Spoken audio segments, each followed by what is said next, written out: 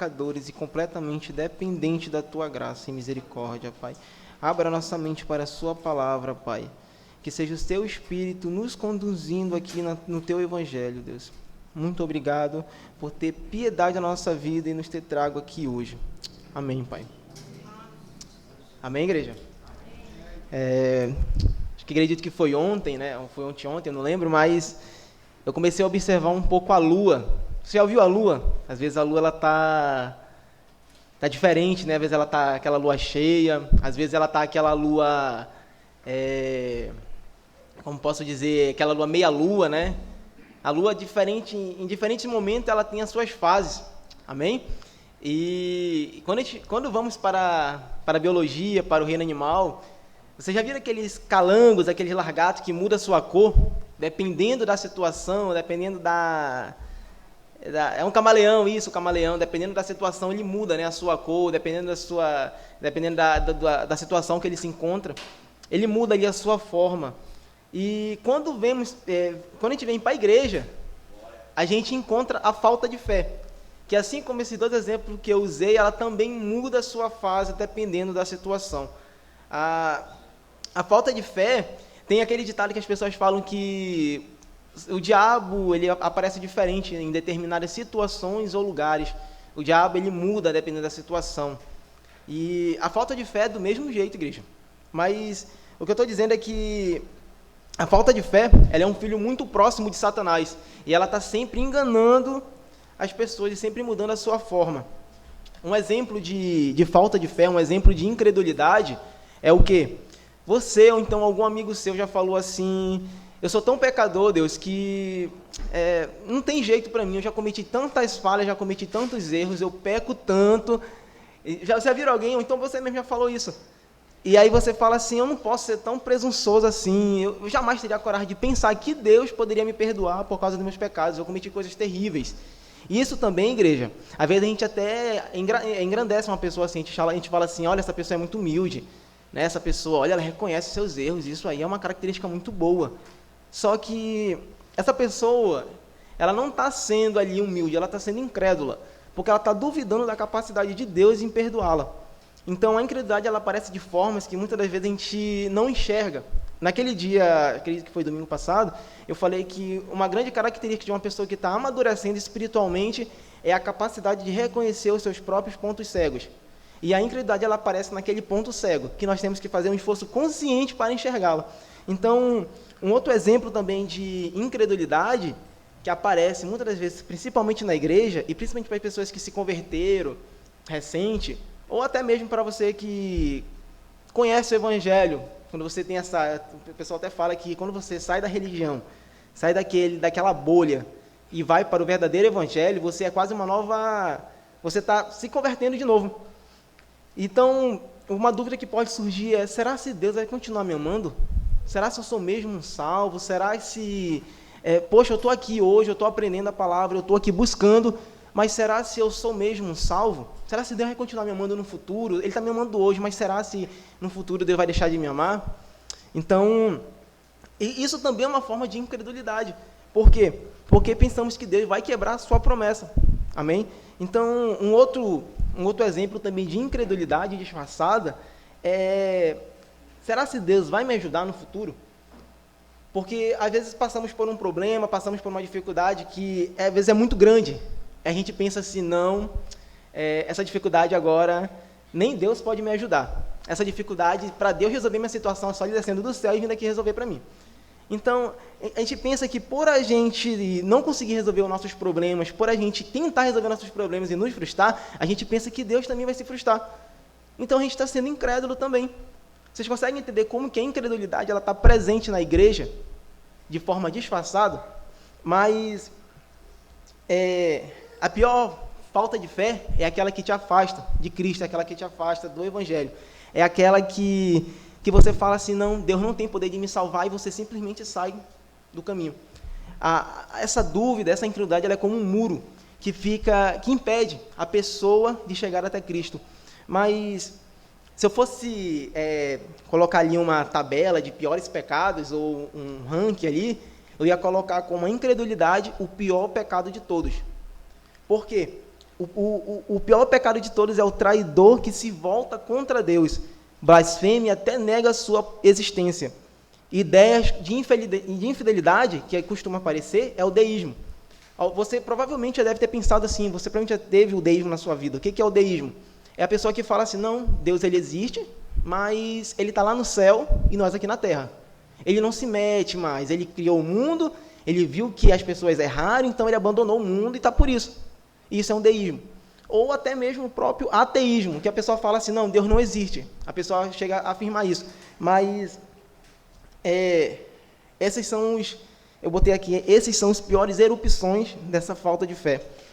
E a incredulidade, igreja, ela começa assim, pequenininha, ela vai crescendo, ela vai aumentando, até que a pessoa fala, Deus não existe. Amém? Então, é como se você tentasse derrubar Deus do seu trono. É como se você estivesse desafiando o Criador com arrogância e dizendo, eu que decido o que é certo e o que é errado. Você basicamente fala assim, eu vou ser o Deus de Deus. E é até estranho isso, porque duvidar, igreja, duvidar é pecado. Duvidar é pecado.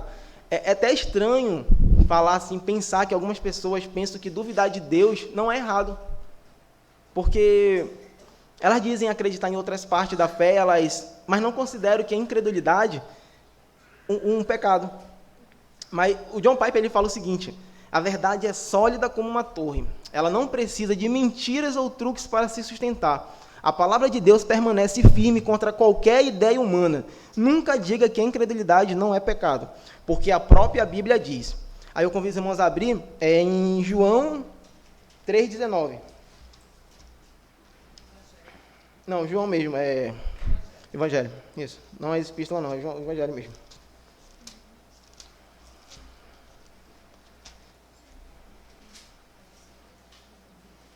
Na verdade, vamos começar no 18, a gente vai para o 19.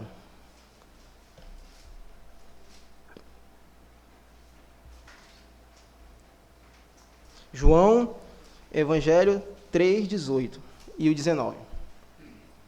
Amém? Vou ler por conta do tempo. Mas diz assim, que quem nele crê não é julgado. E o que não crê já está julgado, porquanto não crê no nome unigênito de Deus, não crê no nome do unigênito de Deus. O julgamento é este, que a luz veio ao mundo, mas os homens amaram mais as trevas do que a luz.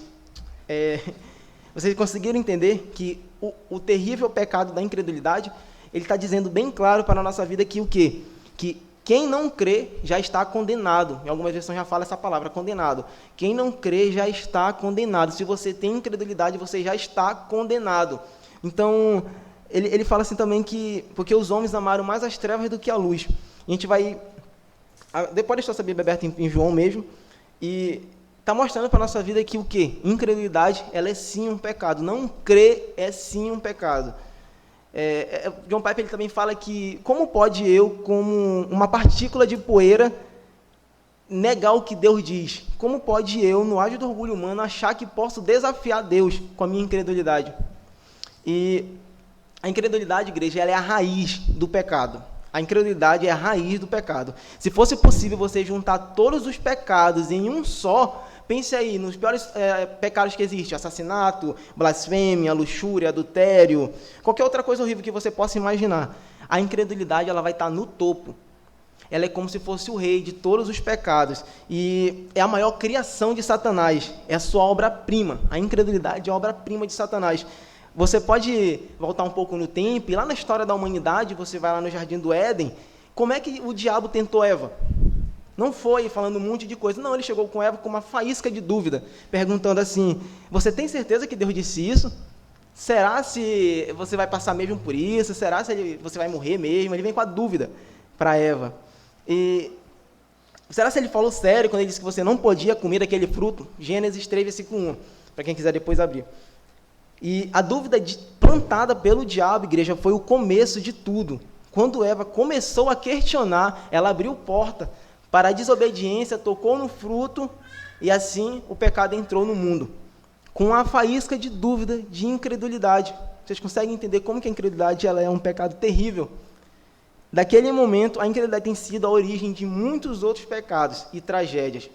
Mas foi através dessa incredulidade, que é aquela primeira faísca de dúvida, que todos os outros pecados entraram no mundo, porque primeiro veio a curiosidade, primeiro veio a dúvida. E desde então, a incredulidade ela tem sido o pai de todos os pecados que vieram. Mas a gente pensa assim, geralmente na incredulidade, quando a gente fala de incredulidade, a gente pensa logo nas pessoas que são ateus, né? A gente pensa, não, aquela pessoa ali é incrédula, ela está julgada, condenada porque não crê. Mas você sabia que hoje em dia existe o cristão incrédulo? É até assim, é estranho falar uma palavra dessa. Como é que pode um cristão ser incrédulo? Hebreus 11, versículo 6, amém? Pode abrir, amém. Abrir sua Bíblia em Hebreus 11, versículo 6. Hebreus 11, versículo 6.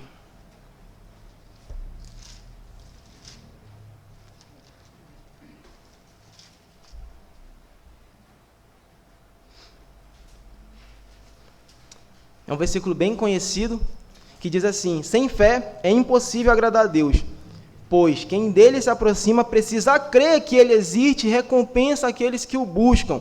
O que eu quero dizer com esse versículo é que a incredulidade, igreja, ela deixa a gente incapaz de realizar qualquer coisa que realmente agrade a Deus.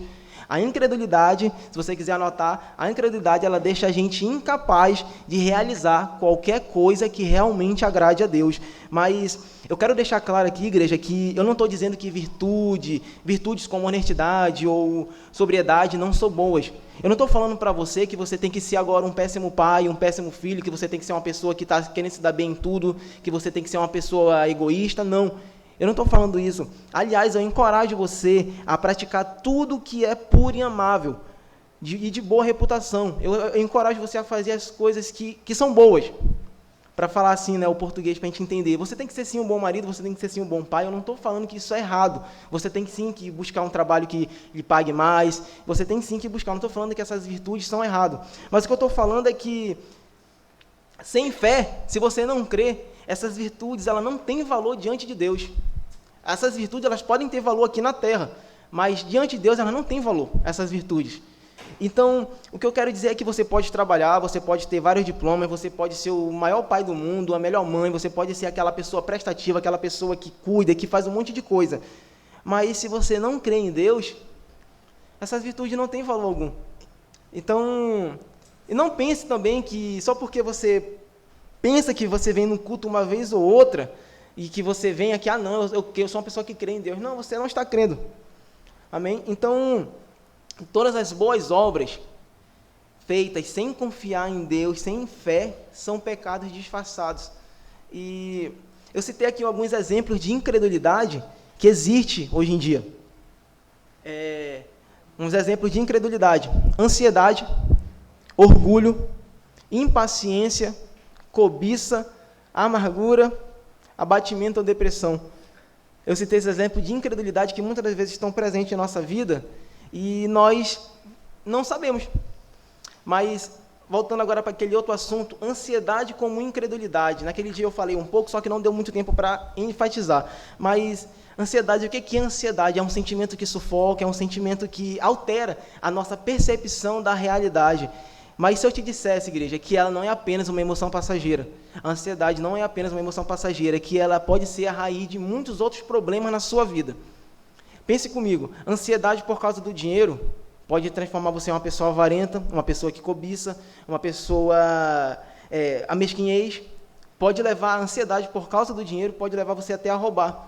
A gente vê um exemplo em dízimo, em oferta, ou em oferta de gratidão, então quando algum irmão precisa da nossa ajuda, a gente não dá, porque a gente pensa assim, não tenho nem para mim, a pessoa se falta amanhã na minha vida, como é que vai ser? Por que nós falamos isso? Porque nós não confiamos em Deus, não acreditamos em Deus.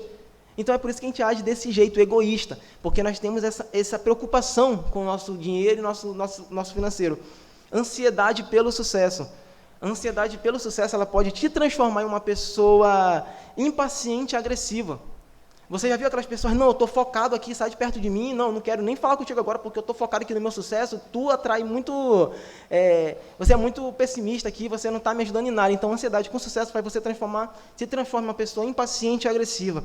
Ansiedade pelo medo da rejeição pode te tornar frio, distante, incapaz de conectar verdadeiramente com os outros. Às vezes uma pessoa ela tem tanta ansiedade em ser rejeitada que ela acaba não, a pessoa vai te abraçar e você fala assim, não, sai, não quero. Não, olha aí, beleza, não quero falar contigo, porque tu pode me rejeitar, eu tenho muita essa ansiedade, eu tenho muito esse medo de ser rejeitado. Ansiedade sobre passar uma boa imagem. Você fica tão ansioso querendo passar uma boa imagem que você acaba mentindo, você acaba mostrando uma pessoa que você não é. Então, você consegue entender como que a ansiedade, que ela gera vários problemas em nossa vida? Ela não é só aquela emoção, aquele sentimento que sentimos. E a raiz da ansiedade, ela é mostrada em Mateus 6, 25 ao 34. Eu vou ler por conta do tempo, mas 4 vezes ele nos instrui. Não se preocupem. Nesse versículo, se você estiver passando um momento de ansiedade, abra sua Bíblia em Mateus 6, 25 ao 34. Ele fala 4 vezes, não se preocupem. Depois ele fala, não andem ansiosos pela vossa vida. Qual de vós, por ansioso que esteja, pode acrescentar um côvado ao curso de sua vida?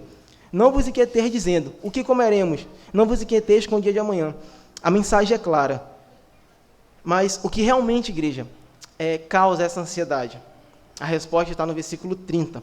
Ora, se Deus veste assim a erva do campo, que hoje existe e amanhã é lançada no forno, quanto mais a vós outros, homens de pequena fé. Mas o que eu quero dizer para vocês, igreja, que algumas pessoas até questionam, quando eu falo, igreja, que a ansiedade ela é pecado e a raiz dela está na incredulidade, eu não estou pegando o seu problema e diminuindo ele. Não, muito pelo contrário, eu estou ensinando, eu estou mostrando como você combater esse pecado na raiz. Porque muitas vezes a gente corremos para remédio, corremos para pessoas, corremos para amores, tudo por conta disso. E a Bíblia está deixando claro onde temos que ir, na raiz, que é a incredulidade. Entendeu? E isso, igreja, quando eu falo assim que a ansiedade ela está conectada com a nossa incredulidade, que é o quê? A raiz da ansiedade é a falta de fé naquilo que ainda está por vir. Quando duvidamos do cuidado de Deus, nossa mente se enche de medos e inseguranças. Mas você pode olhar assim, tá bom, agora tu tirou um problema e colocou outro maior ainda. Porque antes eu pensava que a ansiedade era só uma emoção na minha vida, agora eu acabei de descobrir que eu estou sendo incrédulo. Mas pense no exemplo, você vai no médico porque fazer um exame de rotina e você está sentindo muita dor na sua cabeça. Você, estou com uma dor de cabeça absurda, estou com uma dor de cabeça que não passa. E aí você resolve ir ao médico para resolver essa dorzinha de cabeça. E o médico fala para você, olha, você está com câncer na sua cabeça. Aí você pode pensar, meu Deus, isso é terrível. Você acabou de descobrir um problema, mas o médico fala para você assim, não se preocupe, você descobriu cedo e tem como acabar com ele antes que ele lhe prejudique, mais ainda. Então, apesar de ser uma má notícia descobrir isso, agora você está descobrindo que você teve um problema e que você pode tirá-lo. E o melhor médico para fazer isso é Deus. Amém? Então, saber que a ansiedade ela é causada por uma falta de confiança na graça futura. Isso pode ser assustador para a nossa vida, mas, ao mesmo tempo, igreja, é um grande alívio, sabe? Porque agora sabemos exatamente onde agir. Amém? E a boa notícia é que esse problema ele tem solução. Essa incredulidade ele tem solução. Amém? Só dar uma pausa para a água aqui, tá? Glória a Deus. Eita, Jesus. E só que agora eu falei, né, que esse problema da ansiedade na nossa vida que também é muitas das vezes uma idolatria no nosso coração. Só que como fugir dessa ansiedade que muitas das vezes aparece, acaba com o nosso mundo, a gente não consegue ter como reagir e muitas das vezes estamos sozinhos. Como fugir disso? Igreja, imagine você em uma corrida. Você está correndo ali, você está num carro e você tem um rival. E esse rival que está correndo contra você, ele joga lama no seu para-brisa. E aí o que acontece?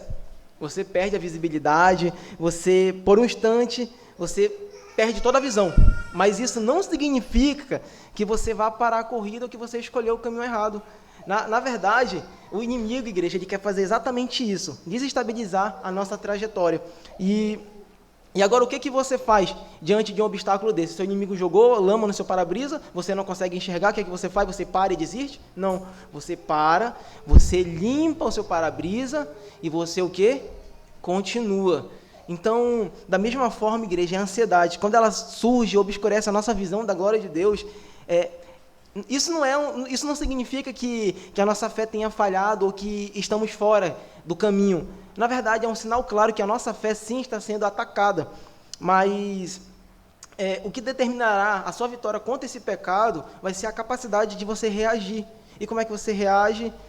Acreditando nas promessas de Deus e acreditando em Deus. É isso. A ansiedade está na raiz da incredulidade.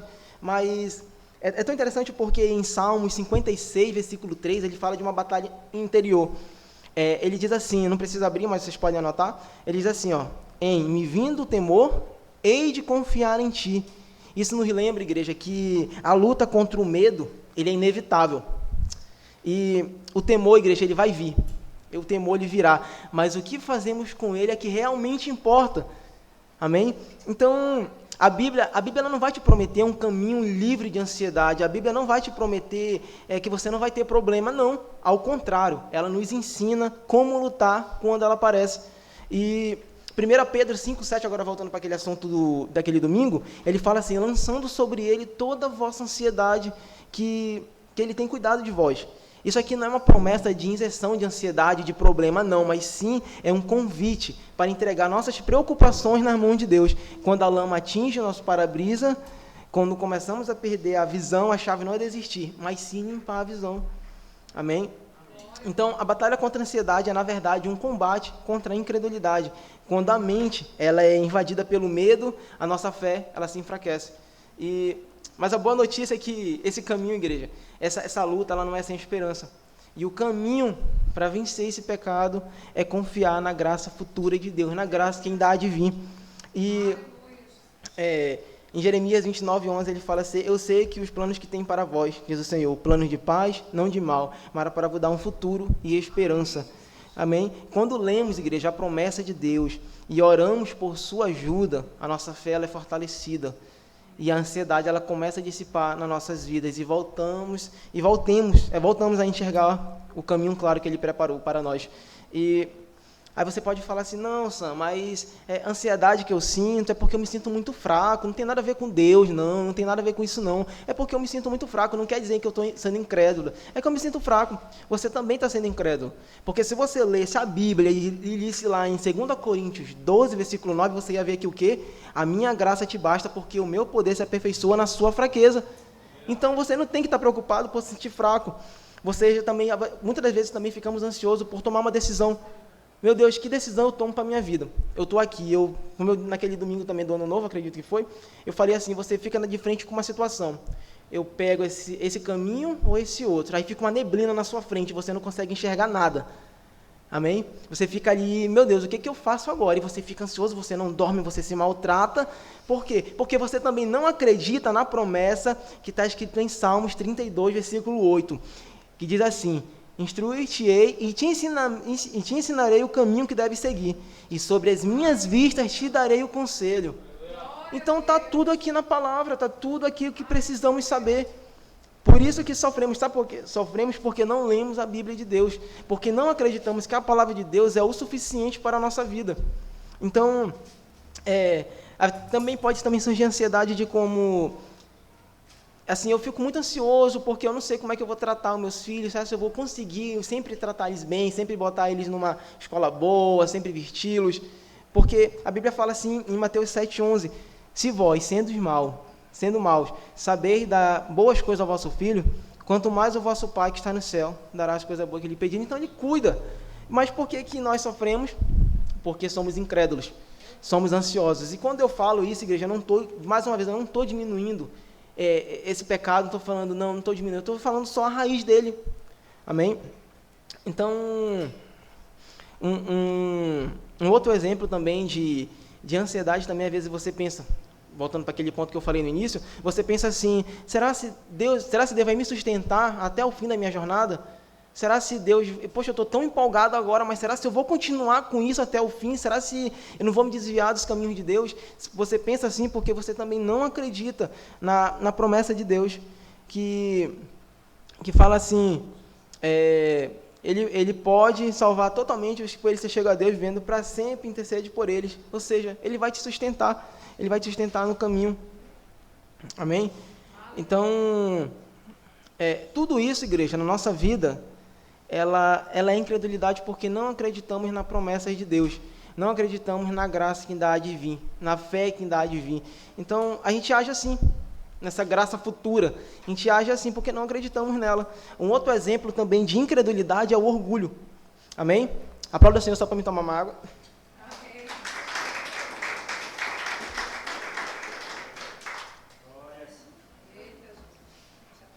Um outro exemplo é o orgulho. O orgulho, igreja, ele vem como uma forma disfarçada de incredulidade. Esse aqui, ele aparece até que não é incredulidade, mas é. O orgulho ele é um sentimento de superioridade, ele não é apenas, igreja, um sentimento egoísta ou arrogante. Ele é uma busca por satisfação. O nosso orgulho é uma busca por satisfação. E o que acontece? Ao invés de encontrar essa satisfação em Deus, encontramos em nós mesmos. Então, o orgulho ele é um reflexo de nossa incredulidade. O orgulho é um reflexo de nossa incredulidade. Quando somos orgulhosos, estamos afirmando que sabemos mais do que Deus. Então, e confiando em nós mesmos. E tem pessoas que abrem a boca para falar assim e se gloreia, né? Tipo, falando assim, ai Deus, eu sou muito orgulhoso. Entendeu? Fica se achando, né? Falar o linguajar mesmo. Fica se achando, dizendo assim, eu sou muito orgulhoso mesmo. Eu não perdoo, não. Eu não estou nem aí. Sou orgulhoso e acha isso como uma qualidade. Se orgulha de ser orgulhoso, como a irmã Vanessa falou. Então, o orgulho, igreja, ele é uma busca pela autonomia. O orgulho é o desejo de controle, de determinar o nosso próprio destino. E está por trás de tudo isso, da incredulidade. Cada vez, igreja, que nos afastamos de Deus, acreditamos que podemos ser autossuficientes. E o orgulho, ele nos faz acreditar que podemos alcançar a verdadeira satisfação e segurança por conta própria. Então, mas na realidade, esse orgulho ele nos distancia da única fonte que pode nos dar satisfação duradoura e eterna. E tem até um orgulho, que esse aqui eu confesso que é uma surpresa. Mas tem uma situação que é a ironia do orgulho fraco. Porque o orgulho, igreja, ele não é sempre grandioso. Quando eu falo de uma pessoa orgulhosa, geralmente vem aquela pessoa na mente que se acha, né? Aquela pessoa que está ali, não sei o quê, e eu sou melhor que vocês, ou então eu não perdoo. A gente sempre pensa nessas pessoas. Mas você sabia também que, às vezes, o orgulho ele se disfarça de fraqueza?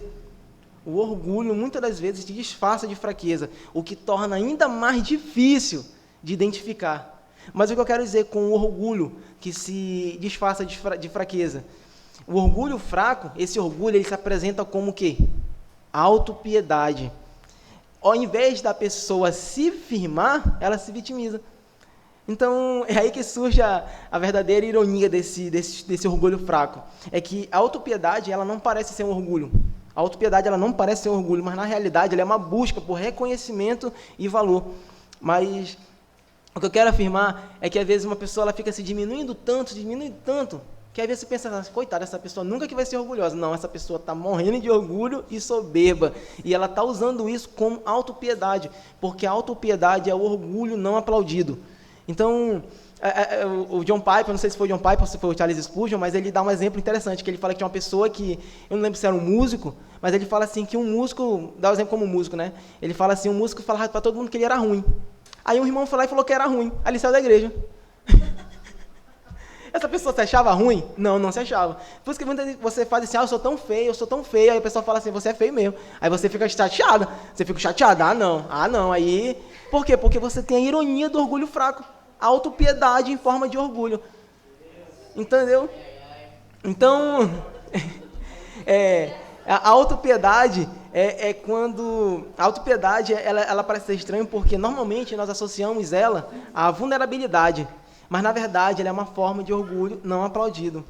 Ela surge não de um senso de indignidade, mas de uma sensação de dignidade que ninguém percebeu. Aí você fala assim, eu mereço mais, o seu ego ferido, você fala isso. O orgulho que não encontra aplausos, ele se esconde na tristeza e na queixa. Então, um outro exemplo também de incredulidade, já finalizando por causa do tempo, né? Mas é a impaciência. Você percebeu que quando você está sendo impaciente, você também está sendo incrédulo? Porque a impaciência, ela surge que quando duvidamos da sabedoria do tempo de Deus, ou na bondade de sua orientação. Porque ela aparece, geralmente a impaciência aparece no nosso coração quando nossos planos são interrompidos ou destruídos. Um exemplo de impaciência é quando você está no sinal vermelho, e aí aquele sinal parece que nunca vai abrir. Aí você fala assim, pelo amor de Deus, hoje esse sinal vai passar 1 hora aí parado. Amém? Aí você fala, não, esse sinal não abre. Mas se você pudesse olhar com os olhos de Deus e visse que aquele sinal vermelho estava te prevenindo de um acidente, aí você passava 5 horas lá, né? Quietinho na sua, porque agora você já está crendo. Ou aquela fila no banco, aquela espera, no SPA, está te provando que o quê? Está te provando que o quê? Que está te protegendo de uma situação que ia acontecer. Você está na fila esperando, se você saísse, sei lá, uns 5 segundos depois, você podia ser assaltado, aí você ia esperar. Então, a incredulidade, igreja, ela tem um destino. Amém? Vemos que todos nós, provavelmente você se encaixou em algum desses pontos. Provavelmente você se encaixou e você acabou de ler em João que quem não crê vai ser condenado. Já está condenado. Aquele que não crê será condenado. Então, para finalizar, vamos abrir nossa Bíblia em 2 Reis 7,19. Aleluia, Jesus. Meu Deus. Misericórdia. Não faço não, amar. O Senhor. 2 Reis 7,19. A gente vai ver o que vai acontecer com a nossa vida se a gente não deixar de ser incrédulo. Ou pelo menos lutar contra isso, porque a vida de um cristão ela é um combate. Amém? 2 Reis 7,19. Eu já vou começar a ler por conta do tempo. Aquele capitão responderá ao homem de Deus. Ainda que o Senhor fizesse reinar do céu, poderia suceder isso, segundo essa palavra. Disse o profeta, eis que tu o verás com teus olhos, porém disso não comerás. Amém? Essa última frase, você verá com seus próprios olhos, mas não comerá disso. Esse é o destino das pessoas que não acreditam, que são incrédulas. Ouçam bem, incrédulos, você podem até ver a bondade de Deus, até ouvir sobre sua misericórdia, mas não vão provar. Então, a incredulidade, igreja, ela é um impedimento espiritual na nossa vida. Amém? É tão interessante isso porque muitos cristãos, eles não conseguem se alimentar espiritualmente, mesmo ouvindo pregações. Vocês já viram pessoas assim que vêm para a igreja, mas não conseguem se alimentar espiritualmente? Se você realmente acreditasse em Deus, você iria sim se alimentar espiritualmente. Por que você não consegue se alimentar espiritualmente quando você vem para um culto? A resposta é clara: a falta de fé. Porque se você acreditasse um único sermão, uma única palavra seria o suficiente para alimentar a sua alma, mas você não acredita. É por isso que você vem para a igreja, muitas das vezes não tem mudança. Então, igreja, o que eu quero dizer é que não é o quanto ouvimos, não é o quanto você pode passar 3 horas, um dia todo ouvindo uma pregação aqui, mas se você não receber com fé, nada faz diferença. Se você não acreditar, não faz diferença. A fé, igreja, ela transforma a palavra em um sustento espiritual. Mas o que acontece com a nossa vida? A gente vem para a igreja, a gente dorme, a gente ignora a palavra de Deus. Jonathan Edwards, ele fala uma seguinte frase que é forte, que ele fala o seguinte: Deus nos deu a revelação da sua palavra, não para que simplesmente a conheçamos, mas para que vivamos por ela. E ignorá-la é a mais fatal das loucuras. O que eu estou dizendo é que você não tem que vir para um culto e ficar ignorando a Deus. Você não tem que vir para um culto e pensar em jogo, e pensar em um monte de outras coisas, porque você está ignorando. Jonathan, ele fala o seguinte: se você faz isso, é melhor que você nem tenha existido. E muitas das vezes as pessoas ouvem isso e elas usam como respaldo para pecar. Elas ouvem assim: é verdade, o pastor lá falou lá que se eu vou para a igreja, se eu vou assim para ficar voando lá, é melhor nem ir. Eu não estou falando isso para respaldar o pecado, eu estou falando isso para alertar você. Então, quando você ignora Deus, não é apenas ruim para você, igreja. Quando você ignora Deus, quando você rejeita o sermão de Deus, é ruim para você, para a sua família, para as pessoas que vocês amam. Porque o pecado, ele não atinge apenas a você, ele atinge tudo ao seu redor. Então, eu botei aqui até um subtítulo como Os Observadores. Ele vendo, mas não participando. O que eu quero dizer é que as pessoas veem as grandes obras de Deus à sua volta, mas não participam delas. Eles estão convidados a um banquete, mas não provam da comida. Espiritualmente, é impossível se alimentar apenas assistindo ou ouvindo. Muitos vêm à igreja, infelizmente, por curiosidade. O que é que o irmão vai falar hoje? Hoje é o irmão Juca que vai falar, hoje é a irmã Liseu, hoje é a irmã Vanessa. Bora lá ver o que ele vai falar. Vamos ver lá. Vem à igreja apenas por curiosidade. Vem à igreja apenas para analisar. Um faro teológico, né? Como dizem. Então, eles vêm, mas não experimentam a transformação que Deus oferece. Igreja, quando isso acontece, as pessoas estão sendo tocadas. Você vê ao seu redor pessoas sendo transformadas, pessoas clamando por misericórdia, clamando por salvação, e você não muda. Por quê? Porque simplesmente você não acredita em Deus. Então, você tem uma incredulidade constante no seu coração. É por isso que continua. Às vezes as pessoas falam, eu venho, mas eu não consigo mudar, eu não consigo me sentir atraído. É simples. Você não tem fé, você não crê. Porque quando você crê, você começa a ter mudança na sua vida, você começa a acreditar. Então, a incredulidade faz que você permaneça no meio de um avivamento e não aconteça nada com você. Agora eu quero dar uma ênfase nessa palavra que eu acabei de falar. Avivamento, igreja. Quando eu falo de avivamento, eu não estou falando dessas bagunças que muitas igrejas fazem. Amém? Principalmente pentecostais e neopentecostais, em sua grande maioria, não são todas. Mas é uma bagunça, é pessoas pulando, pessoas rodando, um monte de grito, um monte de coisa.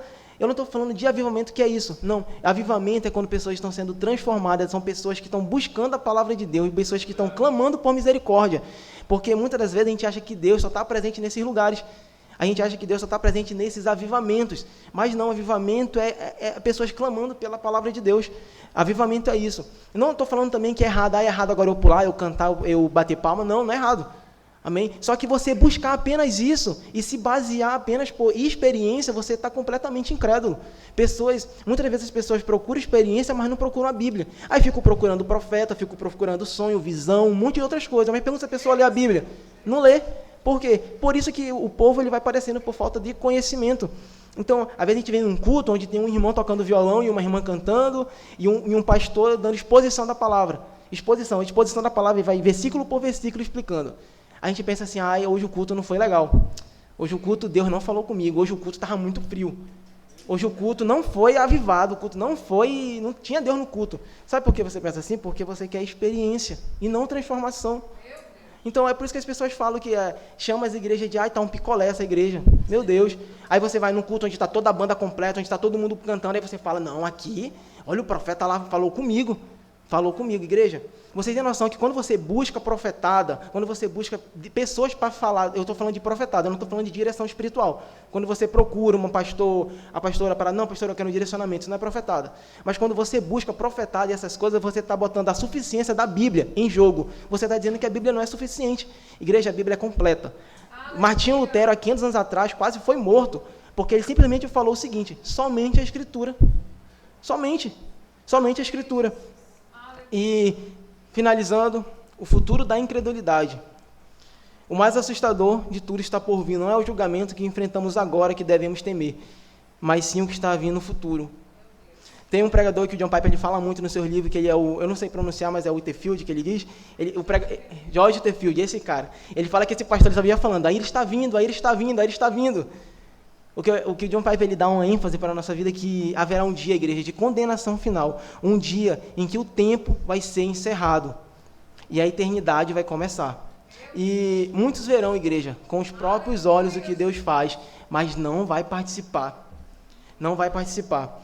Segunda Reis fala, você verá isso com seus próprios olhos, mas não comerá disso. Esse é o destino da incredulidade. Ver, mas não participar. Porque toda incredulidade vai ser sanada um dia. No dia do juízo final, as pessoas vão ver. Amém? E seremos apenas, se continuar com essa incredulidade, seremos apenas espectadores daquilo que Deus faz. Mas devido à nossa falta de fé, ficaremos à margem daquilo que Ele preparou para os seus. Igreja, quando eu falo isso, eu não estou condenando aqui todo mundo, não. Porque ainda há tempo para se arrepender da nossa incredulidade. E provavelmente, em alguma parte da nossa vida, vamos ser incrédulos. Só que, lembra aquele exemplo que eu usei da corrida? Você não vai parar, você vai limpar e vai continuar. Amém, igreja? Então, que cada dia possamos buscar arrependimento, pedir, clamar por misericórdia, porque nós não podemos correr atrás do arrependimento e nem de uma mudança, mas temos que clamar para Deus ter misericórdia na nossa vida e não levar essa mudança a esse arrependimento, porque é somente Ele, é um dom. Amém? Então, eu agradeço a oportunidade. Amém? E que vamos louvar. Amém, mãe?